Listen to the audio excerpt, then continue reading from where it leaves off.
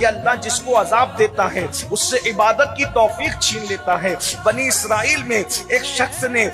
یہ کہا یار میں اتنے گناہ کرتا ہوں اللہ مجھے عذاب نہیں دیتا، تو اللہ نے اس دور کے پیغمبر پر وحی نازل فرمائی کہ اس بدبخت سے پوچھو کبھی اس کو میرے خوف سے رونے کی توفیق ہوئی ہے، کبھی اس کو میری محبت میں رونے کی توفیق ہوئی ہے، کبھی اس کی آنکھیں نم ہوئی ہے، کبھی اس نے میری عبادت کی طرف اس کی توجہ ہوئی ہے۔ جب اس سے پوچھا گیا تو اس نے کہا نہیں، میرا دل تو اتنا سخت ہے کہ مجھے کبھی رونا ہی نہیں آتا، میری آنکھ میں کبھی آنسو بھی نہیں آتے، عبادت کی طرف میرے قدم کبھی نہیں بڑھتے۔ تو اس سے کہا گیا نادان، اس سے بڑھ کر عذاب کیا ہوگا؟ اللہ جس سے ناراض ہوتا ہے اس سے لقمہ نہیں چھینتا، اللہ جس سے ناراض ہوتا ہے اس سے عبادت کی توفیق چھین لیتا ہے، اپنی محبت میں رونے کی توفیق چھین لیتا ہے۔ ذرا ہم بھی تو سوچیں کہیں ہم بھی تو عذاب میں گرفتار نہیں ہیں۔ اللہ اگر بچے کو اسکول پہنچانا ہے تو 6 بجے ہماری آنکھ برابر کھل رہی ہے، لیکن اگر ہمیں مسجد جانا ہے تو ہماری آنکھ نہیں کھل رہی ہے،